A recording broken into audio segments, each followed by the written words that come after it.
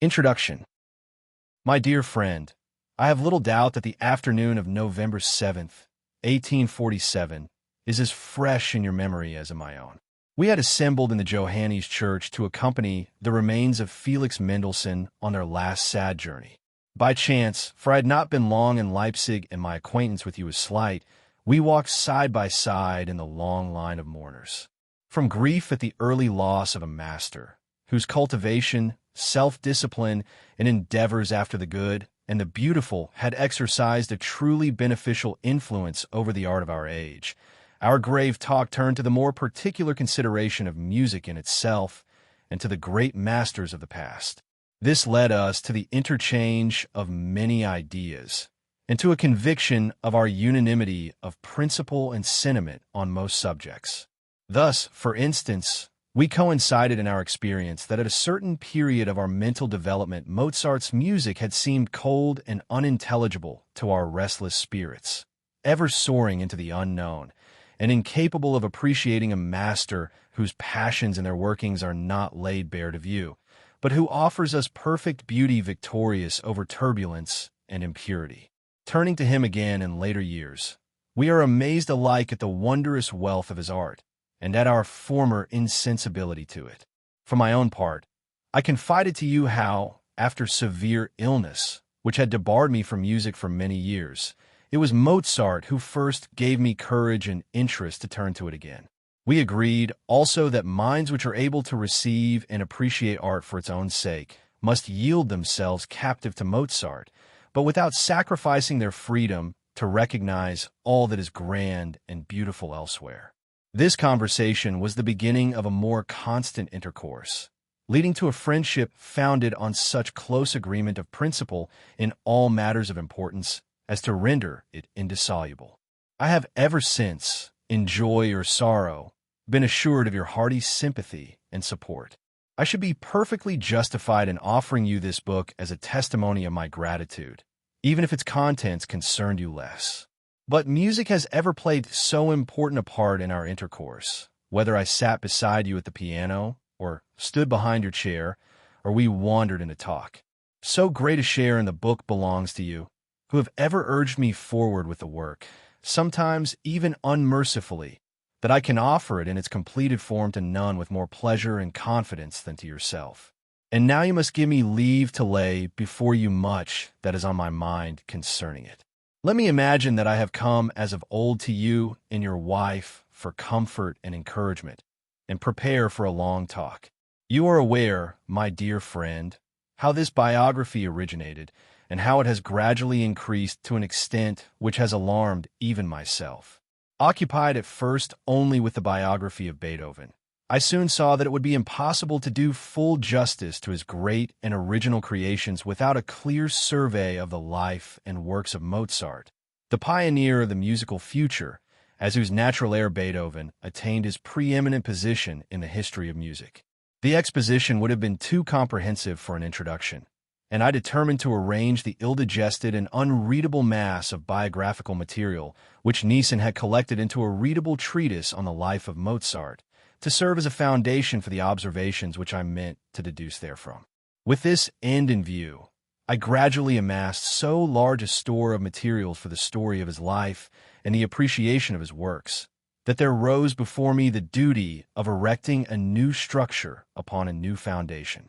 But before I proceed to specify the sources whence I have drawn my materials, allow me to glance over all the biographies of Mozart hitherto published, so far as they are known to me. Soon after Mozart's death, there appeared a biographical article upon him in Schlichtegrell's Necrology for 1791. This is precise and trustworthy so far as it relates to the period of his childhood, and rests on the testimony of his sister. But the notices of his later years are superficial, and the judgment passed upon him as a man rests upon a preconceived and unfavorable opinion which then prevailed in Vienna, partly on professional grounds, and which took such deep root that even at the present day I know not if I shall succeed in establishing the truth. It was not surprising that Mozart's widow, in order to stop the circulation of such injurious representations, should buy up an impression of this article, which appeared under the title of Mozart's Life, in 1794. A biography which appeared the same year in Sonlithner's Vienna Theatre Almanac is only an abridgment of the article in the necrology. A French translation was made by Bayle, under the names of Bombit and Stendhal, as Letters on Haydn, followed by a Life of Mozart, published in Paris in 1814. An English translation of the article appeared in London in 1817, and a revised French version in Paris in the same year.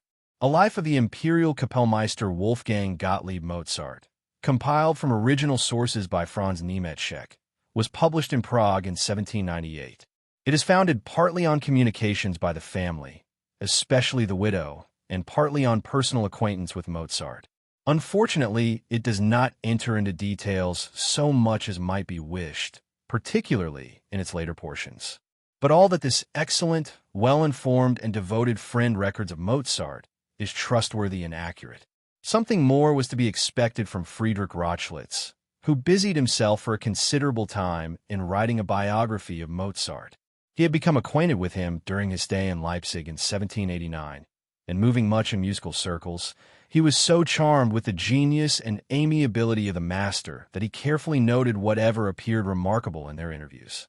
When he afterwards proposed to prepare a life of Mozart, both the widow and the sister supplied him with anecdotes and traits of character, and the widow further allowed him to make use of Mozart's correspondence. Some of the anecdotes, in particular supplied by the widow and sister, or resulting from his own observation, were published in the Allgemeine Musikalische Zeitung, but he abandoned his idea of a biography. Later investigation showed that many of his statements were inaccurate or even untrue, and caution was required in using his material. The most important biography was that of George Nikolaus von Niesen, published in Leipzig in 1828. Niesen, who married Mozart's widow, had access to family papers and correspondence, and collected a large amount of material. But he lacked musical knowledge and literary skill, and his book is a confused compilation. Still, without his care, the most important documents and traditions would have been hopelessly lost. His work provided the foundation for later biographies. Edward Holmes, in his Life of Mozart published in London in 1845, arranged the essential portions of the correspondence with intelligence and discrimination, and connected them by a narrative built upon previous notices. He produced a trustworthy and, as far as was possible, exhaustive account of Mozart's life. Holmes made use of André's published catalogue of Mozart's works, undertook a journey through Germany to inspect original manuscripts, and collected oral traditions. The result was a work considered the most serviceable biography that could be produced from generally accessible materials. Alexander Ulybyshev, in his Nouvelle biography De Mozart, published in Moscow in 1843, offered a critical and aesthetic analysis of Mozart's later works. His enthusiastic reverence for Mozart speaks from every page, but his conclusions are often exaggerated. He depreciated Beethoven in order to exalt Mozart, which shows a lack of true understanding. His work is valuable for its spirit and ingenuity, but limited in scope.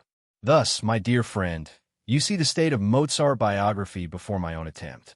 My task was to investigate the sources available for a trustworthy and exhaustive account of Mozart's life, with special reference to all that was calculated to affect his moral and musical development in the general conditions of his time and in the local and personal circumstances which influenced him.